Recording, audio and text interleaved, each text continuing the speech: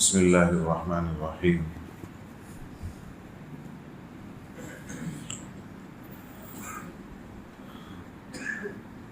زکوٰۃ کے تعلق سے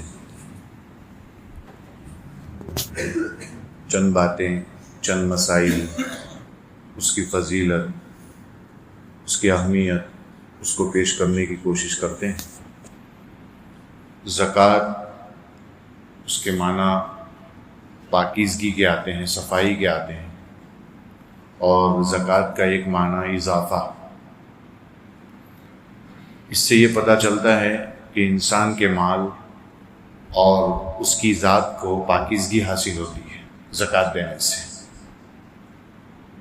یہ اسلام کا ایک بڑا اہم رکن ہے اور اس کی طرف خوب توجہ دینے کی ضرورت ہے۔ بہت دھیان سے سنیں گے تو انشاءاللہ فائدہ ہوگا۔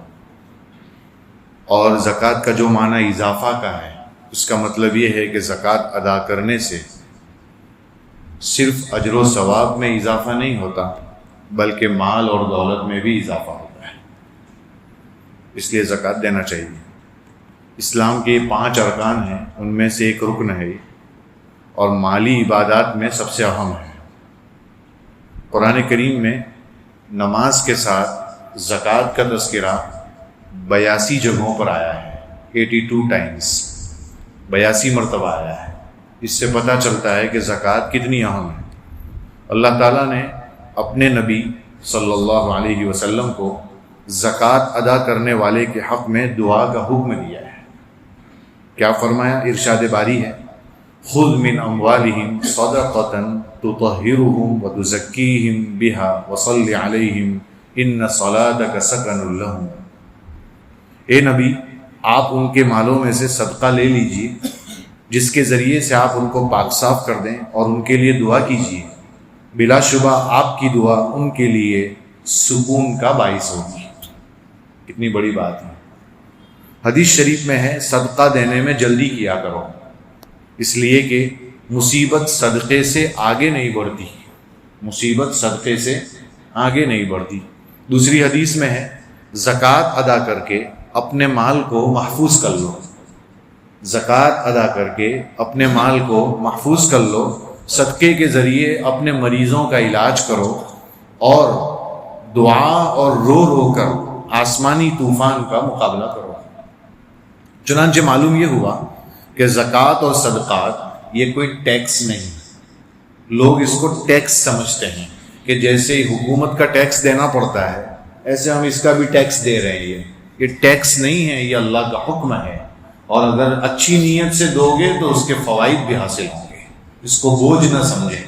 ٹیکس بوجھ ہوتا ہے، زکوٰۃ بوجھ نہیں ہے۔ زکوٰۃ تو ہمارے ہی مال کو کی حفاظت کرتی ہے، زکوٰۃ تو ہمارے ہی مال میں اضافہ کرتی ہے، تو اس کو ٹیکس کیوں سمجھیں گے ہم؟ کہہ رہے ہیں کہ صدقات اور زکوٰۃ یہ کوئی حکومت کا ٹیکس نہیں جو عام حکومتیں زبردستی بھاری مقدار میں وصول کیا کرتی ہے، بلکہ اس کا فائدہ جہاں براہ راست معاشرے میں بلحاظ معیشت ایک ضعیف عنصر کو ہوتا ہے، یعنی غریبوں کو ہوتا ہے، اور اس کے واسطے سے پورے معاشرے میں استواری پیدا ہوتی ہے، خود صاحب مال میں بھی اس سے اپنے لیے دنیا اور آخرت کی کامیابی حاصل کرتا ہے۔ اللہ تعالیٰ امت کو اس کی اہمیت سمجھنے کی اور اس پر کما حق کو عمل کرنے کی توفیق عطا فرمائے۔ زکوٰۃ فرض ہونے کی 10 شرطیں۔ زکوٰۃ فرض ہونے کی کتنی شرطیں ہیں؟ 10۔ نمبر 1، پہلا، مسلمان ہونا۔ زکوٰۃ مسلمان پر آتی ہے، کافر پر نہیں۔ کافر پر زکوٰۃ نہیں۔ اگر کوئی شخص نعوذ باللہ مرتد ہو گیا، اسلام سے پھر گیا، اللہ حفاظت فرمائے، پھر مسلمان ہوا، تو جتنی دیر یا جتنا زمانہ وہ مسلمان نہیں تھا اس میں اس کے اوپر زکوٰۃ نہیں آئی۔ یہی صحیح قول ہے، یعنی ان دنوں میں اگر اس کے پاس اتنا مال تھا جو نصاب کو پہنچ جا رہا تھا اور سال گزر گیا تھا اور جو شرائط تھے وہ ہو رہے تھے، لیکن چونکہ وہ غیر مسلم تھا، مسلمان نہیں تھا، اس لیے اس پر زکوٰۃ نہیں آئے گی۔ دوسری شرط، آزاد ہونا۔ آزاد ہونا، غلام پر زکوٰۃ نہیں، زکوٰۃ غلام پر نہیں آتی۔ تیسری شرط، عاقل ہونا، عقل مند ہونا، سمجھدار ہونا۔ پاگل پر زکوٰۃ نہیں، مجنون پر، دیوانے پر زکوٰۃ نہیں، مگر یاد رہے بے ہوش آدمی پر زکوٰۃ واجب ہے. اگر کوئی آدمی کا ہوش نہیں رہا ہے، بے ہوش ہو گیا ہے، اس پر زکوٰۃ واجب ہے. اگرچہ وہ پورا سال بے ہوش رہے تب بھی اس پر زکوٰۃ آئے گی. چوتھی شرط بالغ ہونا. معلوم ہوا اگر نابالغ ہے کوئی بچہ اور اس کے پاس مال ہے تو اس پر زکوٰۃ واجب نہیں ہے. بالغ کے مال میں زکوٰۃ واجب ہوتی ہے. پانچویں شرط نصاب کے بقدر مال کا مالک ہونا. نصاب کیا ہے، کیسا ہے، اس کی تفصیل آگے آئے گی ابھی، لیکن نصاب کا مالک ہوگا تب زکوٰۃ آئے گی. چھٹی شرط نصاب کا قرض سے فارغ ہونا، دین سے فارغ ہونا. قرض اب یہ کیا ہے، اس کو تھوڑا سا سمجھتے ہیں اور آج کی بات ختم کرتے ہیں. قرض سے مراد وہ قرض ہے جو بندوں سے متعلق، اللہ سے متعلق نہیں. اگر قرض اللہ سے متعلق ہوگا تو پھر اس کو لیس نہیں کیا جائے گا، وہ شامل کیا جائے گا. دھیان دیں، جس قرض کا تعلق بندوں سے ہے وہ نہیں ہونا چاہیے، اس کو لیس کر دیں گے. مثلا 10 لاکھ روپئے ہے آپ کے پاس اور اگر کسی کو 10 لاکھ میں سے 2.5 لاکھ روپئے دینے ہیں کسی کو تو اس کو لیس کر دینا ہے، بقیہ 7.5 لاکھ پر زکوٰۃ آئے گی. یہ تو ہوا بندوں سے تعلق رکھنے والا قرض. لیکن اگر اللہ سے تعلق رکھنے والا قرض ہو تو اس کو لیس نہیں کیا جائے گا. مثلا مثال کے طور پر کسی نے منت مانی ہے، کسی کو کفارہ دینا ہے کسی چیز کا، صدقۃ الفطر ابھی اس کے ذمے باقی ہے، عید کے دن ادا نہیں کیا اس نے تو وہ معاف نہیں ہوتا، پورے سال دینا ہے کبھی بھی صدقۃ الفطر. اسی طریقے سے حج اس کے ذمے واجب ہو چکا ہے، فرض ہو چکا ہے، تو اگر وہ حج کا پیسہ ہے تو وہ یوں سمجھ رہا ہے کہ اس کو میں لیس کر دوں اور پھر زکوٰۃ نہیں. اگر حج کے پیسے آپ کے گھر پر پڑے ہوئے ہیں، آپ نے ٹور آپریٹر کو یا حج کمیٹی کو جمع نہیں کرائے ہیں اور سال گزر گیا تو آپ یوں نہ کہیں گے کہ یہ تو حج کے پیسے ہیں، اس کو لیس نہیں کر سکتے آپ، اس پر زکوٰۃ آئے گی. یہ اللہ کا حق ہے، یہ اللہ سے تعلق رکھنے والا قرض ہے، لہذا یہ اس کو لیس نہیں کیا جائے گا.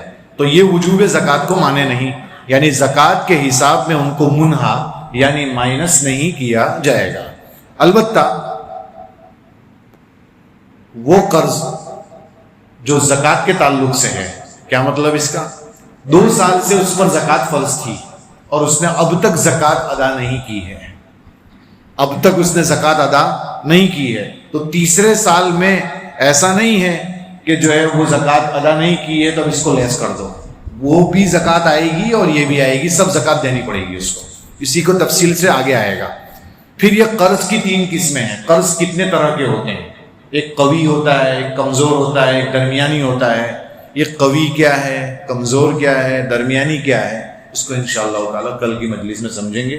اب تک اتنا سمجھ میں آیا کہ زکوٰۃ بڑی اہم چیز ہے. یہ حکومت کا ٹیکس نہ سمجھیں اس کو، بلکہ اللہ کی طرف سے ایک فریضہ ہے. زکوٰۃ دینے سے مال بھی پاک ہوتا ہے اور زکوٰۃ دینے سے مال میں اضافہ بھی ہوتا ہے، برکت بھی ہوتی ہے. اس کی اہمیت ہے. اسلام کے 5 ارکان ہیں، ان میں ایک اہم رکن زکوٰۃ ہے. اس کو سمجھنے کی کوشش کریں.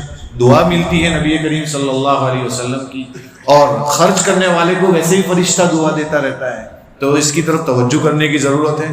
مسلمان پر زکوٰۃ آتی ہے، بالغ پر زکوٰۃ آتی ہے، آزاد پر زکوٰۃ آتی ہے، اسی طریقے سے نصاب کا مالک ہو اس پر زکوٰۃ ہے، اور قرض سے فارغ ہونا چاہیے. لیکن یہ وہ قرض ہے جس کا تعلق بندوں سے ہے. اب قرض کتنے طرح کے ہوتے ہیں. پھر جو ہے پروویڈنٹ فنڈ آتا ہے جو سیلری میں سے PF کٹتا ہے، اس کے اوپر زکوٰۃ آئے گی یا نہیں آئے گی. اور بھی بہت ساری تفصیلات زکوٰۃ کی انشاءاللہ تعالیٰ ان مجلسوں میں سیکھنے کی، سمجھنے کی کوشش کریں گے، اور پھر صحیح طریقے سے ہم انشاءاللہ اپنے مال کی زکوٰۃ نکالیں گے. اللہ تعالیٰ عمل کرنے کی توفیق عطا فرمائے. سبحان اللہ بحمدہ، سبحانک اللہم وبحمدک، ونشہد ان لا الہ الا انت، نستغفرک ونتوب الیک.